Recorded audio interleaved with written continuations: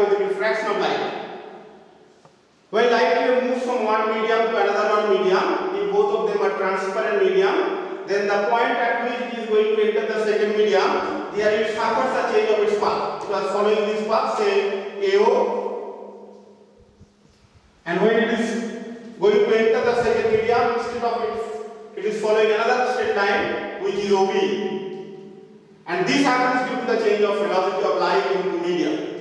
With this refraction of light, you are already familiar in class 7. Those were discussed in detail. So in this part, I may be a bit faster because these are known to you.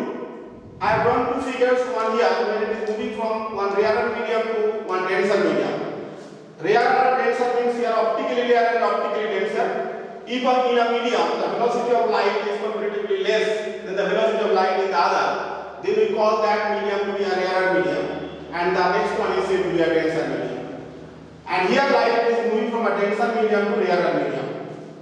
There are two important laws of refraction of light. Those are known as laws of refraction of light. First law of refraction of light states that the incident ray, here AO is the incident ray, the refracted ray OB, and the normal at the point of incidence, that is the normal that is drawn here ON, all of them lie on the same plane. And incident ray and refracted ray are generally lying on opposite sides of the normal. This is the first law. And second law is very important. It states that is also known as Snell's law. It states that for a particular pair of medium and for a definite color of light, the ratio of the sine of angle of incidence to the sine of angle of refraction is always constant. That means suppose this is the angle of incidence I, this is the angle of refraction R, then what does the second law states? Second law states that sin I by sin R is equal to a constant. When will it be a constant? It will be constant for a particular pair of medium. Suppose this is air medium and this is glass medium. Then for air and glass, this quantity will be constant. And the color of light should also be constant. The color of light that must also be constant. If you take different color of light, keeping the pair of media constant, then its value will be different. And this constant is actually named as refractive index of the medium. Suppose this is the medium A and this is the medium B. Then we call this is A mu B is equal to sin I by sin I. This is known as relative refractive index. We call it as relative refractive index of medium B with respect to medium A. Try to follow it carefully. This is known as relative refractive index of medium B with respect to medium A. Suppose this is air and this is glass. Then, if a ray of light is incident in the air medium at an angle of I and it is refracted through glass medium at an angle of incidence R at an angle of refraction R, then A mu G, or the relative refractive index of glass with respect to air, will be given by sin I by sin R, and it will have a constant value for a particular color of light. And so this is relative refractive index, and it has some relation with the velocity of light, because the refraction of light occurs due to the change of velocity of light as it is moving from one medium to another one medium. So this is equal to VA by VB. In terms of velocity of light, we can define it as VA by VB. And we should also mention one limitation here. We should also understand that if it happens the ray of light is incident along this direction NO, then angle I becomes equal to 0, and automatically angle R will also be equal to 0, and then this Snell's law is not valid. Then the Snell's law is not valid, then it will move along this direction. Because you can understand what we get, sin I by sin R, that is 0 by 0, which mathematically we know is undefined, and therefore it is not valid here. Another one term is there that is known as absolute refractive index.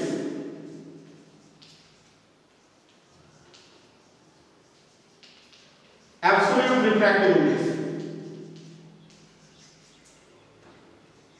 Suppose I am talking about absolute refractive index of glass. This is written as mu g, whose value is c by vg, whose value is actually c by vg, where c is the velocity of light in vacuum and vg is the velocity of light through glass. Vg is velocity of light through glass. And I think you can understand here that if the ray of light is moving from a rarer medium to denser medium, then its value will be greater than 1 because Va is greater than Vb. On the other hand, if it is moving from a denser medium to rarer medium, then we can see that sin I will be less than sin R. Sin R will be greater, and so relative refractive index of a rarer medium with respect to a denser medium will be less than 1. And we can also understand from it that A mu B is actually equal to 1 by B mu A. I think you should be able to understand A mu B is equal to 1 by B mu A. We can also have a relation between the relative refractive index of two media and their absolute refractive indices. What is written? A mu B equals to VA by VB, which may be written as VA by C divided by VB by C, which is equal to VA by C, that is 1 by mu A divided by 1 by mu B, then to mu B by mu A. Relative refractive index of medium B with respect to A is equal to mu B by mu A, that is absolute refractive index of medium B divided by absolute refractive index of medium A. This is another very important result. A mu B is equal to mu B by mu A. And one term, that is angular deviation. In case of refraction of light, angular deviation, that is delta. We can write in this figure, it is I minus R. And when it is moving from denser medium to rarer medium, it will be R minus I. Therefore, in general, we can write delta is equal to I difference R. In general, we can write delta is equal to I difference R. These are some preliminary discussion about refraction of light and refractive index. We know several phenomena arising out of refraction of light. For example, if you dip a stick in water, you will find at the point of immersion, the straight rod or stick appears to be bent. We observe twinkling of stars. That is also a very good example. That is also due to refraction of light. And we can see the sun a bit earlier compared to its actual time of rise, and we can also see the sun a bit later even after the sun sets. This actually happens due to refraction of light. Now, refraction of light is taking place, and we want to discuss about refraction of light through glass slab. This is a rectangular glass slab, and we want to discuss about refraction of light through the glass slab. That is what is happening. A ray of light is coming here, then it is being refracted through this, and it is coming out in this direction. If we draw the picture, refraction of light, refraction through glass slab.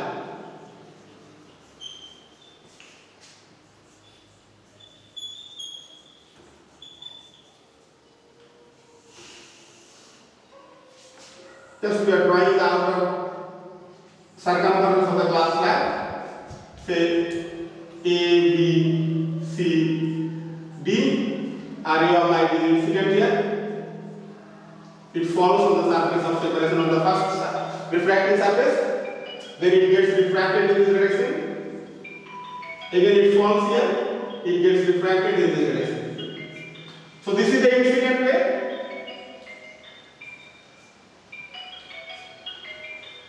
This is the incident ray, PQ. This is the transmitted ray. It is moving through the glass slab, and then it is emergent ray RS, incident at an angle of incidence I. This is the angle of refraction R, and we can understand these are the normals. QN1 is a normal, RN2 is a normal here. I think from the figure you can understand that this angle will be equal to this angle. That is the angle of refraction here will be the angle of incidence for the second refraction. And here again another refraction is taking place. Suppose this is I1. And as we have already been familiar with relative refractive index of one medium with respect to another one medium. So for the first case I can write A mu G is equal to sin I by sin I. And for the second refraction, that will be G mu A, that is equal to sin R by sin I1. Isn't it? G mu A, because relative refractive index of air with respect to glass. Obviously, I should mention that I have taken a glass slab which is surrounded by air medium. This side we are having air, this side also we are having air. Now we know G mu A is equal to 1 by A mu G. That's what I discussed a bit earlier. That is equal to sin R by sin I. So if we look at these two terms, what we get? Sin R by sin I1 is equal to sin R by sin I. From this we obtain sin I1 is equal to sin I, and that gives us I1 is equal to I. I1 is equal to I. That means this angle is equal to this angle. That means we can easily understand that these two rays, they are parallel to one another. These two rays are parallel, that means incident ray. We can write incident ray and emergent ray.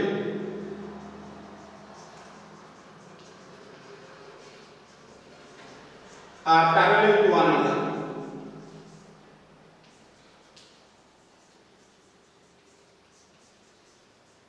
Incident ray and emergent ray are parallel to one another if refraction of light is taking place through a glass lens. And from this, if you generalize and if you try to understand that if we are having a number of such layers, number of such media, where this is A, this is B, this is C, this is D, and again here we are having A medium, then you can see that the incident ray will be parallel to the emergent ray. This also follows, you can understand it from principle of reversibility of path for light. So this much for this class. I think you should try to understand it. That's all. Good morning. In the last class we discussed about refraction of light. We discussed about the laws of refraction of light. We also discussed about deviation of current due to refraction of light. We discussed about refraction of light through a glass lens. Now today we will be familiar with another object, that is prism. I think in geometry classes we are familiar with different types of prism. Now it is a particular type of prism, we can call this to be a triangular prism. In optics we define a prism as a solid object at which generally two plane surfaces are there which are not parallel to one another and which meet at some point. For example, in this case, this is one plane surface, this is one plane surface, they are meeting one another at this angle. And this angle at which they meet, that is known as the angle of the prism. We call it to be the angle of the prism. And if we cut it in this direction, average parallel to one another, then each section is said to be the principal section of the prism. We want to discuss about the refraction of light through a prism. Refraction of light through a prism. Now, let us see if we draw the principal section of a prism as A, B, C. An incident ray PO1 is incident on the one reflecting surface of the prism O1, and here it suffers a refraction because it goes from air medium. Obviously, we are considering that the prism is kept in a medium which is surrounded with air. Then it gets refracted, and as you know, it is moving from a rarer medium to denser medium. Then the angle of refraction will be smaller than the angle of incident, that means it will come closer to the normal. Then it falls on the second refracting surface at the point R. Now it is moving from a denser medium to rarer medium. So angle of refraction, which I have marked here as I2, is greater than the angle of incidence here, that is R2. I have marked it as R2. Note it carefully. And therefore what we see, that the path of the light will be taken as PO1RS. That means actually, had there been no change of medium, the light would move in this direction. But as it suffered refraction, it is moving along the direction RS. That means I can consider this to be the total deviation suffered by the ray due to these two refractions. And we can also understand, in general we can develop the idea or conception that when a ray of light is suffering refraction through a prism, if the surrounding is having its optical density less than the material of the prism, then the emergent ray bends towards the base of the prism. Reverse will be the situation if the surrounding is having its optical density greater than the material of the prism. Now what we want to do here is we want to find out the total deviation that the ray suffered. That means actually I have to find out with the measure of this angle. For the first incidence, I can say that the deviation suffered due to first refraction will be delta equal to I1 minus R1. And the deviation suffered due to the refraction at the point R, that will be I2 minus R2. And as we understand, the ray of light is suffering refraction in the same direction, rather here in the clockwise direction. So the total deviation will be the sum of those two deviations, that is delta will be given by delta 1 plus delta 2, which is I1 minus R1 plus I2 minus R2, that will be written as I1 plus I2 minus R1 plus R2. You can also use the angle sum property to obtain it, because extreme angle property to obtain it. This angle is I1 minus R1 and this angle is equal to I2 minus R2. So the exterior angle of a triangle is equal to the sum of two further interior angles of the triangle. Now in the triangle O1NR, we can write using the angle sum property of triangle R1 plus R2 plus O1NR is equal to 180 degrees. This is angle sum property of triangle. And in the quadrilateral AO1NR, we can write angle A plus angle AO1N plus O1NR plus NRA is equal to 360 degrees, of which we know these two angles is equal to 90 degrees because they are the normals from there. So I can write angle O1NR plus angle O1AR, this is equal to 180 degrees, and angle O1NR plus angle O1AR equal to 180 degrees. Now if you look at this two, what do you see? R1 plus R2 plus O1NR equal to 180 degrees. And here we see O1NR plus O1AR equal to 180 degrees. So O1NR is common in both these two. So I get R1 plus R2 must be equal to O1AR. Angle R1 plus angle R2 is equal to O1AR. That is equal to angle A, which is equal to actually named as angle of the prism. And therefore, what did I get? Delta is equal to I1 plus I2 minus R1 plus R2. Therefore, I get delta is equal to I1 plus I2 minus A. That is total deviation suffered by the ray is given by I1 plus I2 minus A. That means you can understand that this deviation suffered by the ray, it depends on the angle of incidence. It depends on the color of the light, obviously.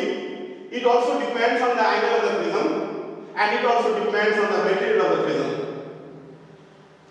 So what do you see, that with the value of angle of incidence for a particular prism, the value of angular deviation will be different. And if we want to understand, if we try to draw a graph plotting delta along this direction and I along this direction, we will see that we are getting a graph like this.